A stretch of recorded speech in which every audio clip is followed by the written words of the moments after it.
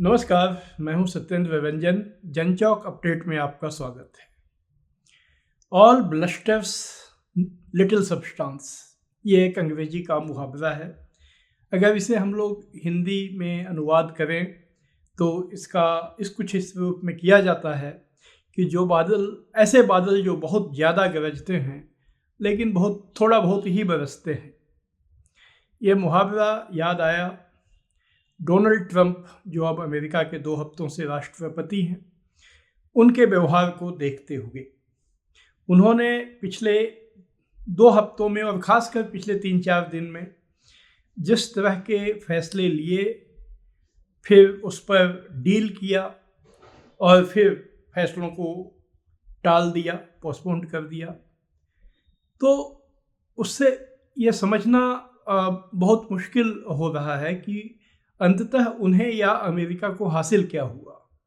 लेकिन एक बात शायद ये है कि वो अपने समर्थक, जो वहाँ उनका वर्ग है, बहुत बड़ा तबका है अमेरिका में, जो उनके मागा आंदोलन, मेक अमेरिका ग्रेट आंदोलन में इकट्ठा हुआ है, उन समर्थकों को उन्होंने शायद कुछ संदेश दिया हो, ये दिखाया हो कि ट्रंप किस तरह से एक मजबूत नेता हैं जो अपनी मर्जी से दुनिया को चलाने में सक्षम है।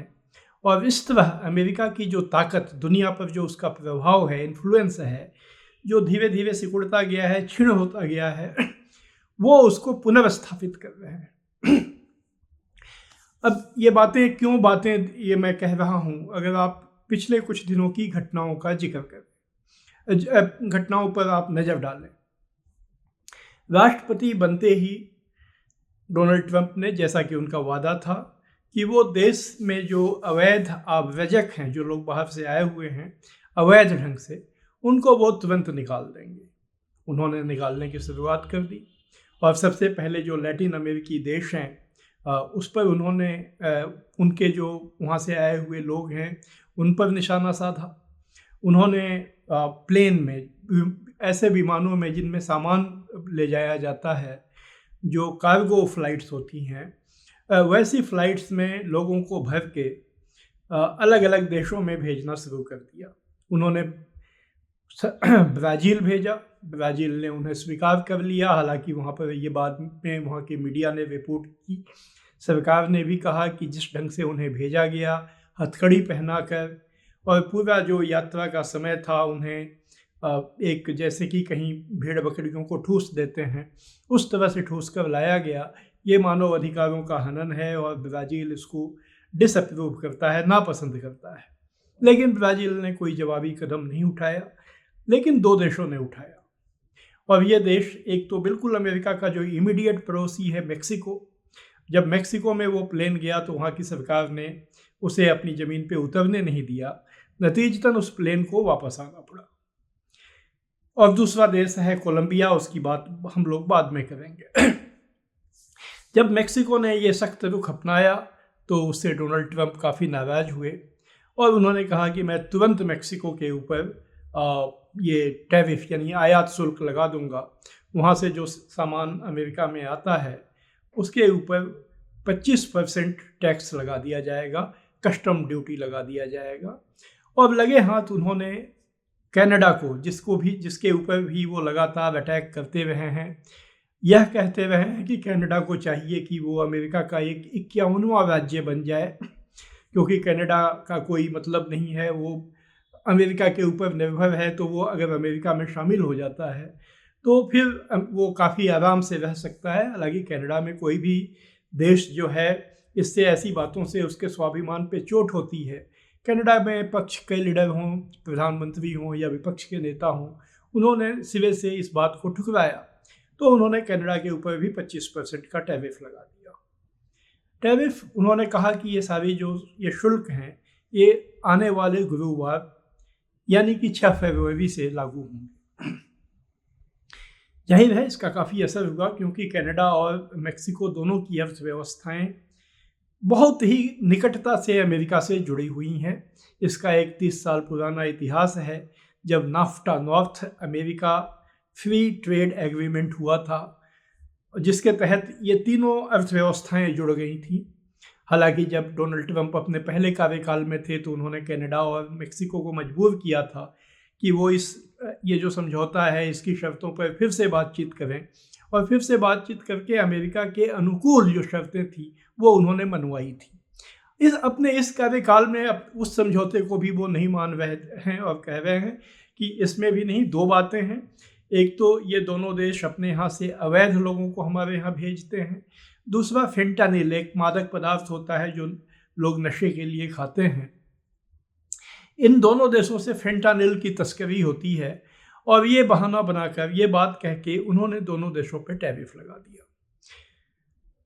इसका असर हुआ अमेरिका के अंदर भी हुआ। दुनिया जानती है कि ये जो टैरिफ होते हैं, ये जो नीतियाँ होती हैं टैरिफ लगाने की, प्रतिबंध लगाने की, ये दो धारी तलवार होती हैं, ये दोनों तरफ वार करती हैं। तो इस तलवार की भी चोट दोनों तरफ महसूस की गई। अमेरिका में शेयर बाजारों में भारी गिरावट देखने को मिली, और जब ये जाहिर है कि जब ये होगा तो अमेरिका के भीतर भी बेचैनी मचेगी। उन्हीं लोगों की जो उनके समर्थक हैं, जो अरबपति उनको सपोर्ट करते रहे हैं, उनको नुकसान होगा। तो अचानक देखा गया कि ट्रंप के रुख में बदलाव आया। उन्होंने बातचीत की पहल कर दी। पहले मेक्सिको की राष्ट्रपति क्लाउडिया शिनबॉम, जो कि एक वामपंथी नेता हैं, उनसे बातचीत की। फिर कनाडा के प्रधानमंत्री से बातचीत की, और उन्होंने दोनों देशों पर जो टैरिफ लगाया था उसको 1 महीने के लिए टाल दिया। दोनों देशों की तरफ से बताया गया कि समझौता हो गया है। मेक्सिको ने यह तो माना कि हम सीमा पर 10,000 ज़्यादा फौजियों की तैनाती करेंगे ताकि हमारे यहाँ से अवैध लोग वहाँ ना जाएं, और हमारे यहाँ से फेंटानिल की अगर तस्करी होती है तो उसको भी रोका जाए। लेकिन उन्होंने डोनाल्ड ट्रंप से भी अपनी ये शर्त मनवा ली कि आप अमेरिका से जो अवैध हथियार आते हैं मेक्सिको में और जिसका इस्तेमाल वहाँ अपराधी करते हैं, और उस वजह से वहाँ अपराध की दर बढ़ी है, आप उसको रोकेंगे। और ट्रंप ने बाकायदा ये अपनी समझौता किया कि वो रोकेंगे। तो ये दोनों बातें, एक कहा जा सकता है कि 50-50 पे समझौता हुआ। कनाडा ने ऐसा कोई शर्त नहीं लगाई, और वो ये बात उसने कहा कि हम सीमा पर देखेंगे आपकी जो शिकायतें हैं उसकी, यहाँ से अवैध ढंग से लोग न जाएं, और फेंटानिल अगर तस्करी होती है तो हम उसको भी रोकेंगे। हम भी 10,000 फौजियों को वहाँ तैनात करेंगे। इसके अलावा ड्रोन और जो वायुसेना के विमान हैं वो भी इसके ऊपर नज़र रखेंगे। और इसके आधार पर उन्होंने ये टैरिफ टाल दिया। और उसके बाद नतीजा ये हुआ कि ये अमेरिका में जो शेयर मार्केट बहुत तेज़ी से गिरा था वो उतनी ही तेज़ी से ऊपर चढ़ा। अब अमेरिका के भीतर यह आरोप लगाया जा रहा है, राल्फ नाडर ने, जो कि वहाँ की ग्रीन पार्टी के मशहूर नेता हैं, उपभोक्ता अधिकार कार्यकर्ता हैं, उन्होंने आरोप लगाया है कि डोनाल्ड ट्रंप ने ये इनसाइडर ट्रेडिंग को बढ़ावा देते हुए ये कदम उठाया। उन्होंने अपने लोगों को संकेत दे दिया कि ये कदम उठाया जाएगा, फिर वापस लिया जाएगा। जब शेयर मार्केट गिर गया, शेयरों के भाव सस्ते हो गए, तो उनके लोगों ने शेयरों की खरीदारी की, और जब वो ये फैसले उन्होंने टैरिफ के वापस लिए तो शेयरों के भाव बहुत तेज़ी से बढ़े और उनके लोगों को काफ़ी फ़ायदा हुआ। यह बात राल्फ नाडर ने अपने ऑफिशियल स्टेटमेंट में कही है। अब हमने कोलंबिया का जिक्र किया था। कोलंबिया के साथ जब ट्रंप आए, उन्होंने अपना विमान वहाँ भेज दिया, उसी तरह से वहाँ के लोगों को उसमें भर के। कोलंबिया ने उसे स्वीकार करने से इनकार कर दिया, उसने लौटा दिया विमान को। विमान लौट के अमेरिका आ गया। ट्रंप उससे काफ़ी भड़के। उन्होंने कोलंबिया के ऊपर भी 25% टैरिफ लगाने की घोषणा की। इसके जवाब में वहाँ भी मार्क्सिस्ट प्रेसिडेंट हैं, वामपंथी राष्ट्रपति हैं, पेड्रो, उन्होंने वहाँ के राष्ट्रपति जो हैं उन्होंने भी अमेरिका पर ट्रंप लगाने की घोषणा कर दी। अब जो घोषणा उन्होंने की, उसके बाद फिर एक बार ट्रंप बातचीत की मुद्रा में आए, कॉन्सिलेटरी अप्रोच में आए, और उन्होंने समझौता हो गया दोनों के बीच। मेक्सिको ने कहा था कि अगर हमारे लोग अमेरिका में हैं तो हमें कभी भी एतराज़ नहीं है उनको वापस लेने से, हम उन्हें वापस लेंगे, लेकिन हम सम्मान के साथ लेंगे। हम अपने विमान को भेजेंगे और उन लोगों को सम्मान से बैठा कर लाया जाएगा। राष्ट्रपति ने अपना विमान भेजा और उसमें लोगों को उन्होंने बुलाया और उनका वहाँ सम्मान किया गया, सम्मान के साथ उनका स्वागत किया गया। तो इस तरह ये देखने में आया कि जो ट्रंप ने इन तीनों देशों के मामले में जो कदम उठाया, कुछ समय के बाद उन्होंने समझौता करके कदम वापस खींच लिया। ठीक है, अगर किसी भी देश के अवैध ढंग से के नागरिक अवैध ढंग से वहाँ गए हैं, वो देश निकालना चाहता है, तो यह जिस देश के वो लोग हैं उसका कर्तव्य बनता है कि वो उसको वापस लें। अवैध ढंग से लोगों के कहीं जाने का समर्थन कोई भी देश नहीं कर सकता है, करना भी नहीं चाहिए। तो कोलंबिया ने इस बात को स्वीकार किया और उसने अपने लोगों को वापस ले लिया। तो अब यह बात देखने समझने और जानने की है और इस पे विचार किया जा रहा है कि ट्रंप आखिर करना क्या चाहते हैं। उन्होंने डेनमार्क का जो इलाका है ग्रीनलैंड, उसके ऊपर भी कब्जा करने की धमकी दे रखी है। लेकिन अब ऐसी खबरें हैं कि इस मामले में डेनमार्क से भी उनका समझौता होने वाला है। डेनमार्क जो है वो खनिजों के मामले में बहुत समृद्ध इलाका है। वो जो समृद्ध इलाके हैं वहाँ पर तेल है, गैस है। ये मॉडर्न टाइम्स में जो खनिज जिनकी रेयर अर्थ खनिज जो होते हैं, जिनकी आज की तकनीक में इस्तेमाल होता है, वो खनिज हैं। ऐसी चर्चा है कि ट्रंप का असली मकसद वहाँ अपने समर्थकों जो समर्थक कंपनियां हैं उनको ठेका दिलवाने का है। अगर वो ठेका वहाँ उनको दे दिया जाता है, और जो मेरे ख्याल से डेनमार्क आसानी से दे देगा, क्योंकि वो तो नेटो का मेंबर है, अमेरिका का पिछलग्गू देश ही है, वो अमेरिका से कभी कन्फ्रंटेशन वो चाहता नहीं है, लेकिन अपना इलाका देना तो किसी के लिए भी मुश्किल है। तो वैसी परिस्थिति में वो समझौता करके और ट्रंप का ये कि जो एक उसके पीछे शायद जो असली मंशा है उसको पूरी कर देगा और ये विवाद भी खत्म हो जाएगा। अगर इसमें इस पूरे जो घटनाक्रम है इससे कोई एक विदेश नीति संबंधी संदेश ग्रहण करना हो तो वो संभवतः यही है कि ट्रंप जो वेस्टर्न हेमिस्फीयर है, जो पश्चिमी गोलार्ध है, उस पर अमेरिका का एक छत्र वर्चस्व चाहते हैं। 1820 के आसपास वहाँ एक राष्ट्रपति हुए थे मनरो, उन्होंने ये घोषणा की थी कि पश्चिमी गोलार्ध जो है, वेस्टर्न हेमिस्फीयर, अमेरिका का बैकयार्ड है, वो अमेरिका का प्रभाव क्षेत्र है और उसमें अमेरिका किसी का भी दखल बर्दाश्त नहीं करेगा। तब ये बात ब्रिटेन के कॉन्टेक्स्ट में कही गई थी, क्योंकि ब्रिटेन और जो कुछ और यूरोपीय देश थे, स्पेन था, पुर्तगाल था, डच थे, जो उस समय बड़ी ताकत थे और वो वहाँ पर जाकर अपना प्रभाव क्षेत्र देशों के बीच में बनाने की कोशिश में थे, बनाया भी था उन्होंने। तो अमेरिका ने ऐलान किया कि अब हम इसे बर्दाश्त नहीं करेंगे। अब यह यूरोपीय शक्तियों का काफ़ी पतन हो चुका है, गिरावट आ चुकी है। अब जो वहाँ पर प्रतिस्पर्धा है वो प्रतिस्पर्धा चीन के साथ में है और रूस के साथ में है। तो ये दोनों देश उस इलाके को छोड़ दें, इन्होंने जो पैठ बनाई है उसको वापस लें, यह संभवतः एक मकसद हो सकता है। यह बात पनामा के संदर्भ में यह देखने को मिला है। ट्रंप ने एक और धमकी दी थी कि वो पनामा नहर पे फिर से कब्जा कर लेंगे। पनामा नहर जो कि 1999 में पनामा को सौंप दिया गया था, उसके पहले वो अमेरिका के नियंत्रण में था। वो पनामा का ही इलाका था, लेकिन जब अमेरिका का खुला साम्राज्यवादी दौर था तो उसने उस पर कब्जा किया था। वहाँ नहर बनाई थी, अमेरिका ने बनाई थी। लेकिन बाद में जब दुनिया में बदलाव आए, डीकोलोनियलाइजेशन हुआ, उपनिवेशवाद का अंत हुआ, तो उससे बने जो नई परिस्थितियाँ बनी, उसमें अमेरिका ने वो नहर पनामा को दे दिया था। अब ट्रंप ने कहा कि हम फिर से उसको ले लेंगे, हमारा बनाया हुआ है। और उन्होंने कहा कि पनामा क्या कर रहा है कि उसने उस इलाके को में चीन का प्रभाव बना दिया है। चीन का बेल्ट एंड रोड इनिशिएटिव जो है, पनामा उसमें शामिल हुआ था। उसके तहत चीन ने वहाँ इंफ्रास्ट्रक्चर बनाए, बंदरगाह भी बनाया। तो इसको ट्रंप ने इस रूप में कहा कि ये चीन के प्रभाव में चला गया है।